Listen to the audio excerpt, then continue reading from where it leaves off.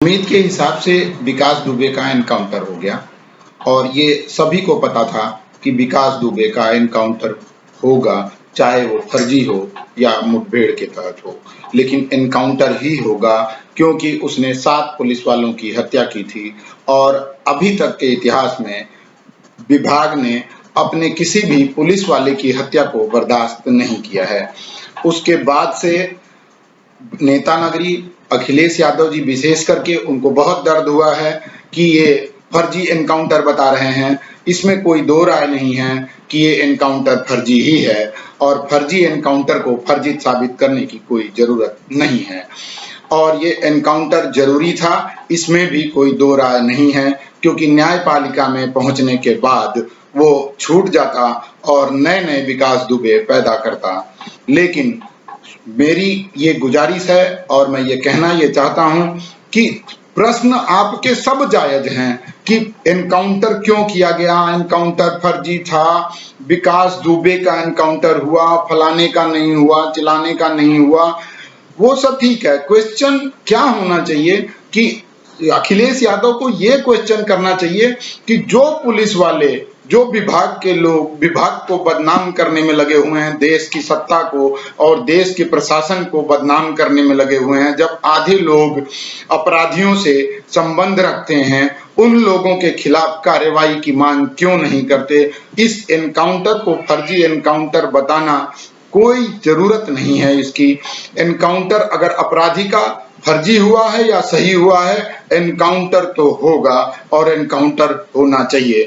और विकास दुबे के परिवार के साथ सहानुभूति रखने वाले लोग उन शहीदों की परिवार के साथ सहानुभूति रखते हुए इतना सोशल मीडिया पर वायरल नहीं हुए जितना कि विकास दुबे के लिए वायरल हो रहे हैं। और दूसरा सवाल खड़ा कर रहे हैं कि फलाने के साथ क्यों नहीं एनकाउंटर हुआ, क्या वो विकास दुबे की जगह विकास अहमद होता तो एनकाउंटर होता? निश्चित रूप से आपका सवाल बिल्कुल सही है। एनकाउंटर विकास अहमद का करने की किसी भी सरकार में क्षमता नहीं है, कम से कम भारत की, और कम से कम ये विपक्ष जो है वो कभी मांग नहीं करता कि विकास दुबे को सजा दी जानी चाहिए, क्योंकि विकास अहमद को सजा दी जानी चाहिए। विकास अहमद होता विकास तो वो पैदाइशी कोई गलती नहीं करेगा, इस बात की का प्रमाण है। और यही समाजवादी पार्टी जब आतंकवादियों को जेल से रिहा करने का आदेश देती है और उसको सुप्रीम कोर्ट रोकता है और वो लोग आज ये मांग कर रहे हैं, और वही पार्टी जो कि जिसका संबंध ही अपराधियों से है, जो अपराध जिसकी सत्ता में अपराध जन्म लेता है और अपराधियों को कभी बोला नहीं जाता, और एक से एक उदाहरण पड़े हुए हैं, और ऐसा कोई नेता नहीं है जो जिसको आप वोट देते हैं उसका संबंध किसी अपराधी से ना हो। ये एनकाउंटर और हैदराबाद का पिछला एनकाउंटर आपने देखा था।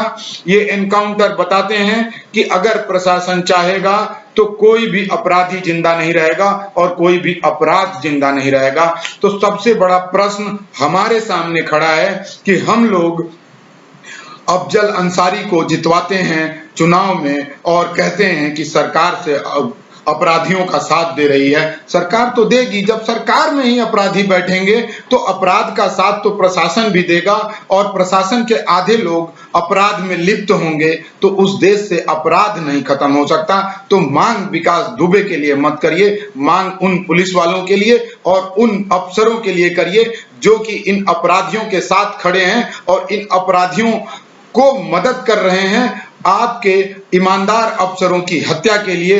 तो इनका एनकाउंटर कब होगा और इनका एनकाउंटर कैसे होगा, और हमारी इंटेलिजेंस एजेंसियां इन तिलस्म को कैसे, इनके तिलस्म को कैसे तोड़ेंगी, उस पर विचार करना होगा।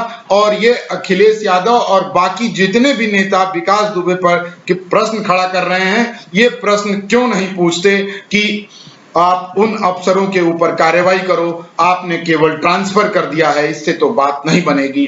बात भाजपा सपा बसपा की नहीं है, बात इस तिलस्म की है। और आप जो विकास दुबे के लिए रो रहे हैं, विकास दुबे न तो ब्राह्मण के थे, न तो क्षत्रिय के थे, न तो किसी समाज के थे, वो एक अपराधी थे और अपराध जगत के साथ जुड़े हुए थे।